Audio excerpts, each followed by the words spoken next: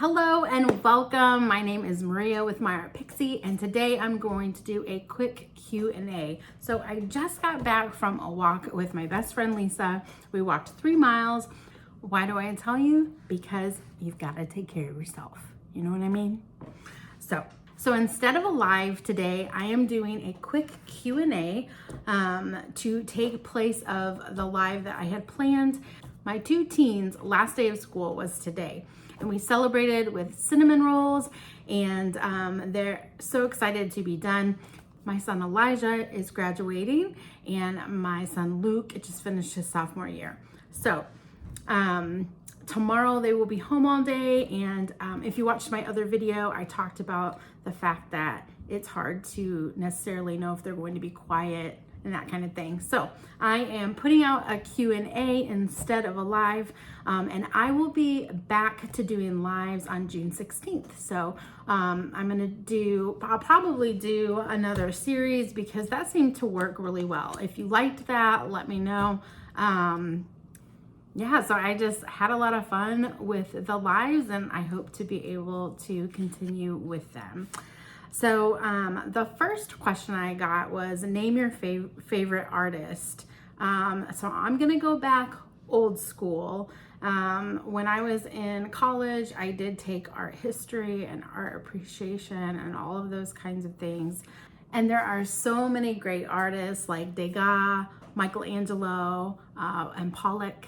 So just so many that I could choose from, but one that has always been an inspiration to me is Georgia O'Keeffe. I mean, let's show her work right here. Beautiful. I loved her. The desert theme and everything like that was nice, but what I really loved were her flowers that she painted, and it was just such an inspiration to me, especially because I love to paint flowers as well.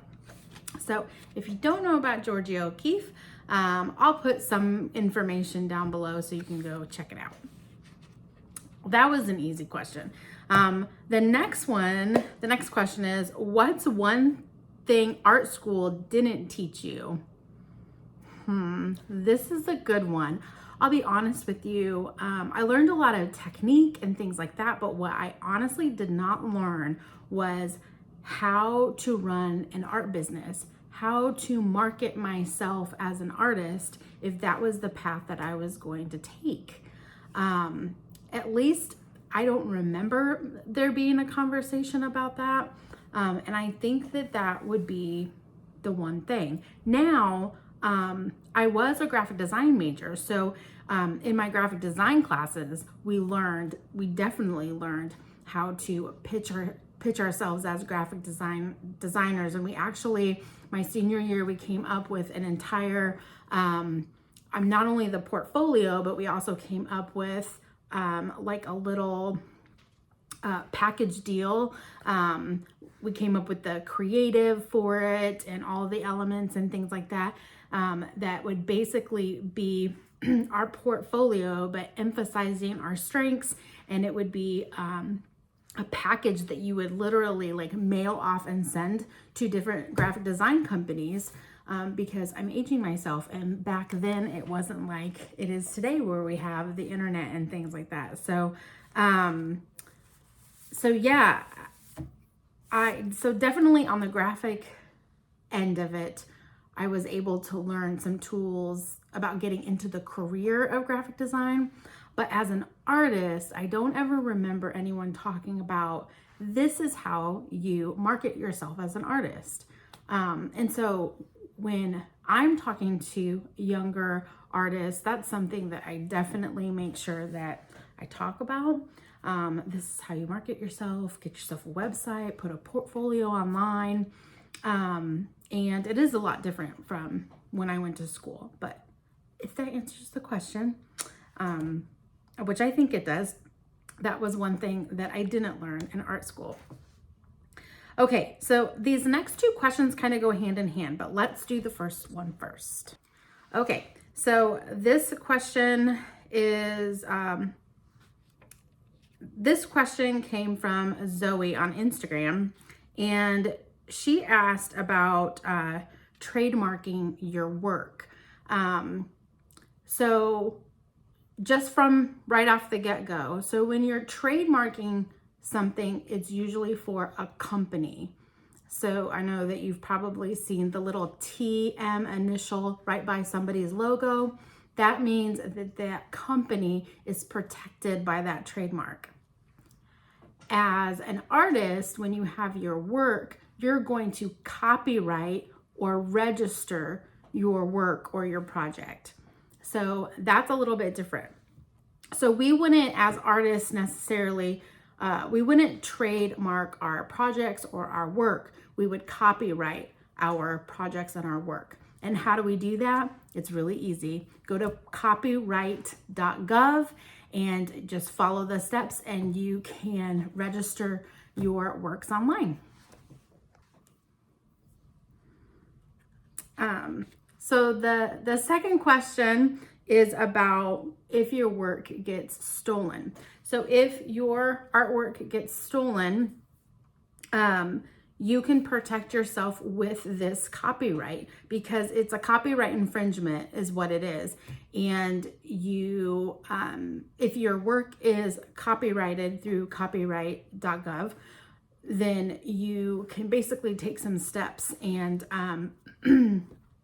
and make sure that you get what is legally yours out of the process. So I just wrote a couple of things down. So prevention. So you can prevent most, not all, of copyright infringement by going through and registering your work, right? Getting it copyrighted. You can also place the information on your website and basically say on your website that your images are copyright protected.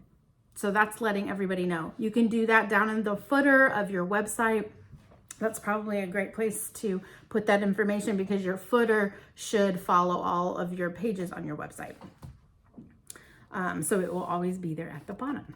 And then the third thing is you can go to places like Artwork, Archive, and different sites like that, and they can actually take images of your artwork and it will be on their site, and those images are stored and protected that way, and then you can prove that that is your work if you do have to take legal action. So don't be afraid to ask somebody if you see that they're using some of your artwork and you know that you haven't sold those rights to them. Don't be afraid to ask them, hey, you know, can you please remove that from your website or a product that they're using or something like that. Don't be afraid to ask. And then second, and disclaimer, I am no lawyer, but you can take legal action, but find a lawyer that can help you. If you are going to take legal action, then you definitely need legal advice. So I would advise you to go find that person that can help you specifically through that process. Something to note though, if you see that someone has stolen your artwork and you haven't copyrighted, you haven't gotten it registered and went through the copywriting process, you still can.